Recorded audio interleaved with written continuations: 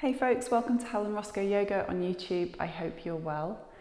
In this short practice inquiry today, we're going to have a little look at mountain pose, Tadasana, as we've come to know it in yoga.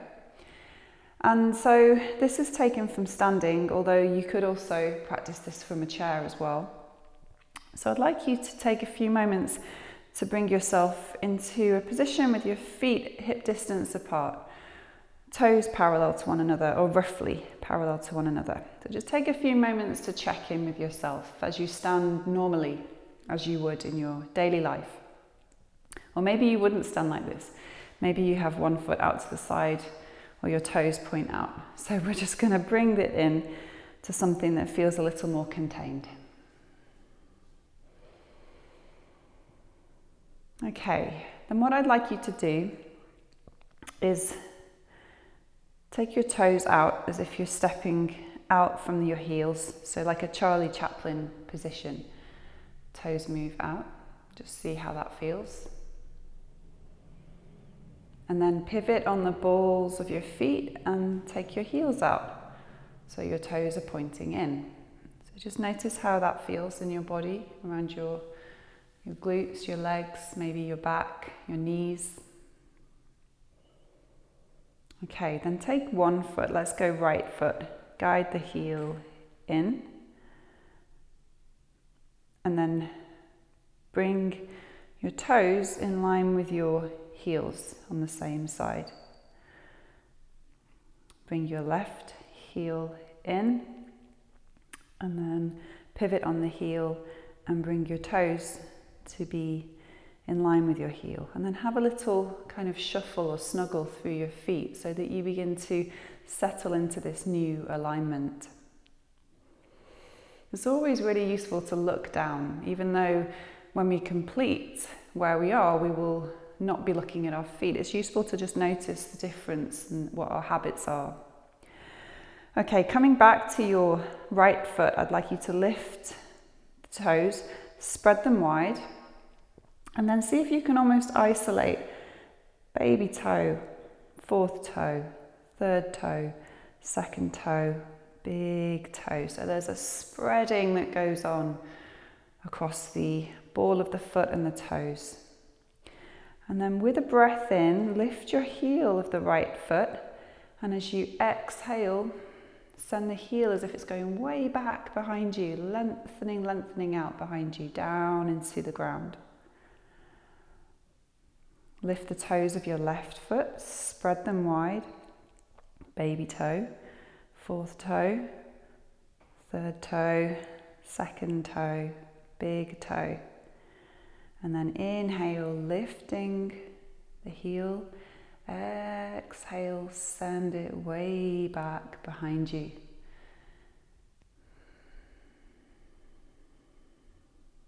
Drop into your knees a little bend in the knees so you're not locking out the knees. Bring your hands to your hip creases, and just where you find the hinge of your hips, I'd like you to place your fingertips over that squidgy part where you bend. It gets a little soft there. When you come forwards with the pelvis, it becomes tight.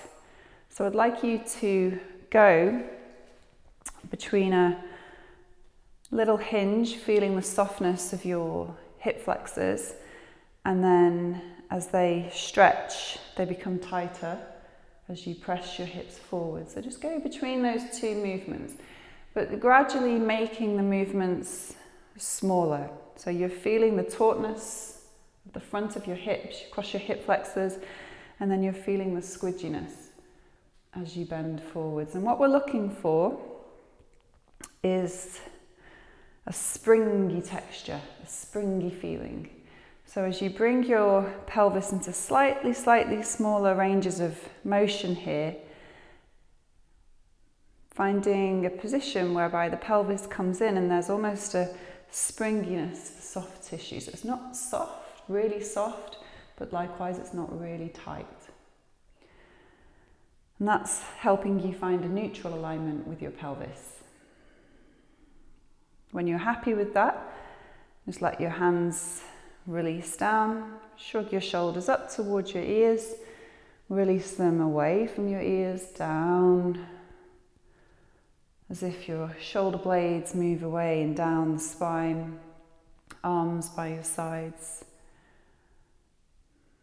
And you could have your palms open as if you're facing a space in front of you. If you think of your mountain, your Tadasana, is your mountain open today for walkers, for hikers, for sightseers? Or is your mountain closed off today? Turn the palms in towards you. Arms relax.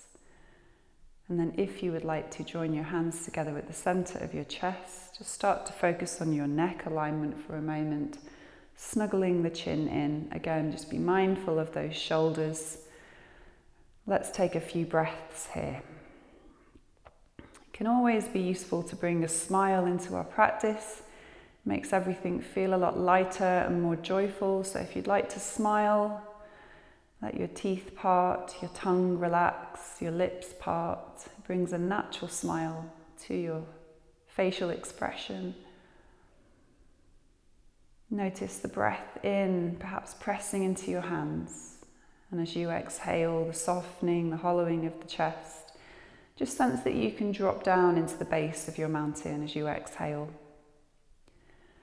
On the inhale, as the breath rises and expands in the body, the lungs fill with air. There's this lovely quality, like a bobbing action of the breath rising all the way to the lofty peaks of the crown of your head, the top of your mountain. Maybe it's above the clouds, maybe the clouds are clearing.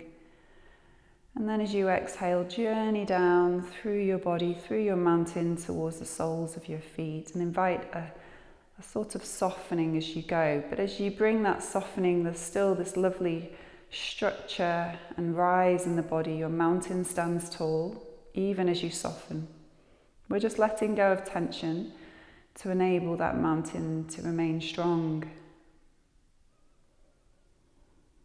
to remain welcoming to its day, to whatever goes by, whatever passes by. The mountain always acknowledges, accepts, doesn't judge.